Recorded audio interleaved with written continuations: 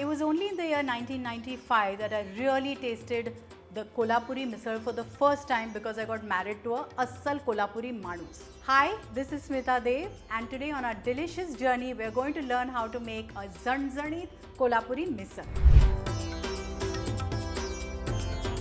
So first for the misal we'll prepare our Vatap. Vatap is basically a ground paste with some whole spices, coconut and onions. So I'm going to heat a tablespoon of oil. I'm going to add a tablespoon of coriander seeds, 3 green cardamoms, 1 black cardamom, 1 inch of cinnamon. Just let me quickly fry this. I'm sauteing these whole spices on a very low flame because I want the aroma of the spices to come out beautifully.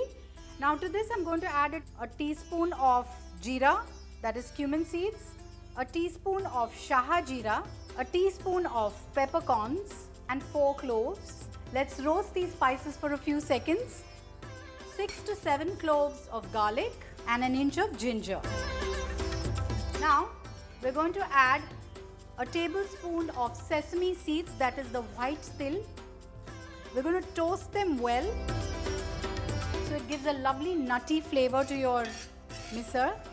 And now I'm going to switch off the flame and I'm going to add a teaspoon of poppy seeds. Poppy seeds are not usually used in certain parts of the world. This particular step you can skip. Just mix this well.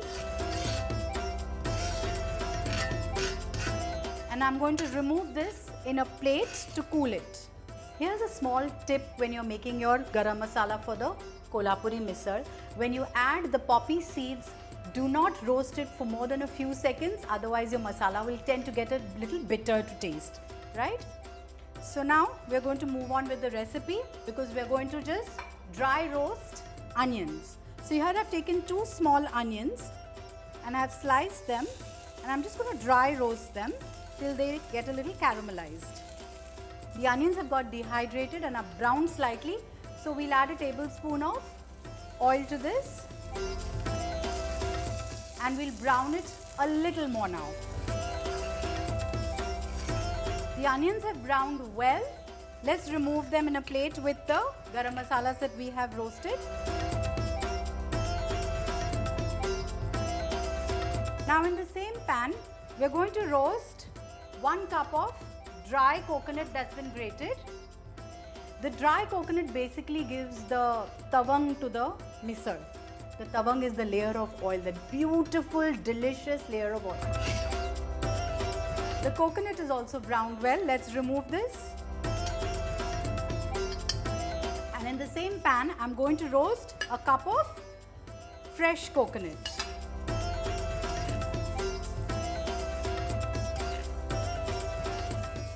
The fresh coconut is also roasted well. Let's remove this. Now we'll wait for these ingredients to cool and then we'll ground them to a fine paste.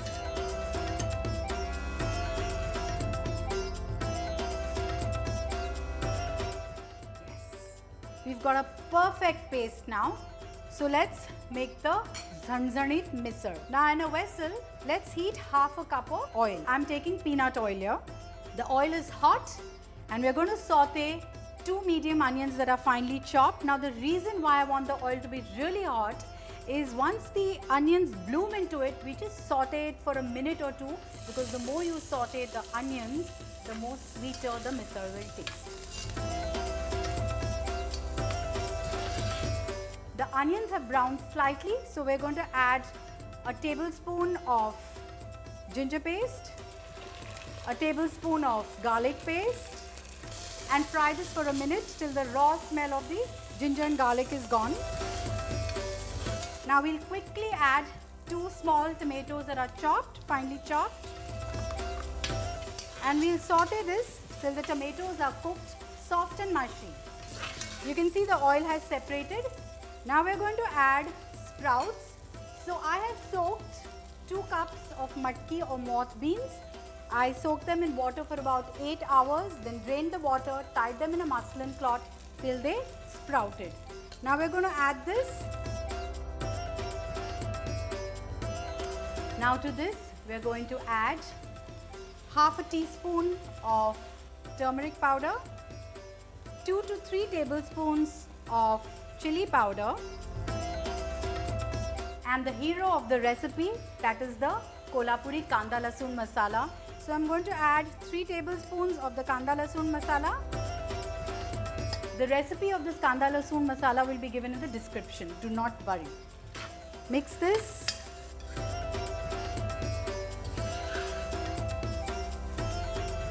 Now half of the vatap that we have made, I'm going to add to this, just half of it.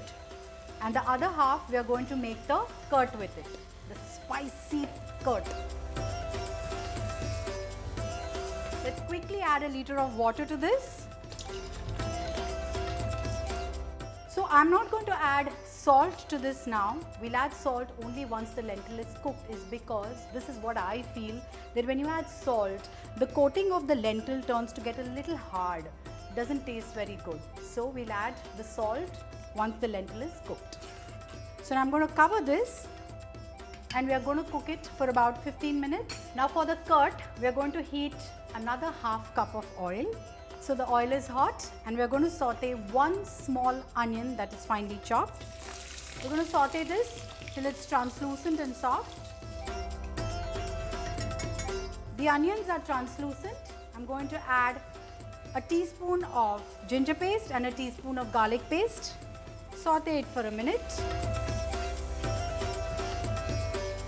And now we'll add the remaining vatap to this.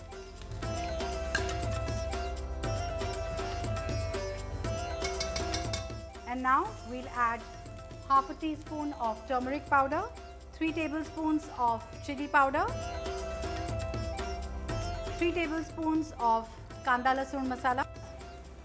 Quickly saute this for a few seconds. Let's add a liter of water to this. I have just rinsed the mixer grinder jar and I'm taking all, because I don't want to lose on any of the flavors. So I'm going to add this.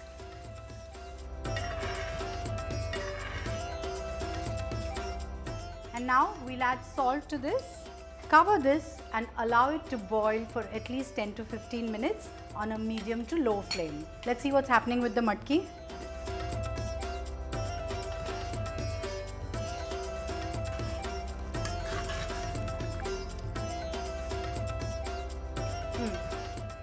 It needs to get cooked a little, but this is the right time to add the boiled potatoes. So what we are going to do is, I have 2 large potatoes that are boiled. I'm just going to crush them with my hand and add them to this curry, the matki curry.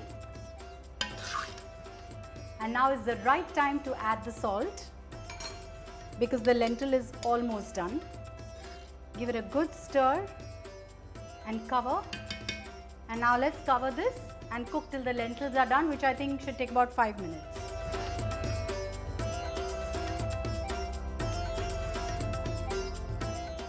The lentils are cooked and now we can assemble the missal. Our KUTT is also ready. It's nice and piping hot. Let's switch off the flame. Now this is my favorite part of assembling the missal. Take a ladle full of the lentil curry. Add the KUTT to it.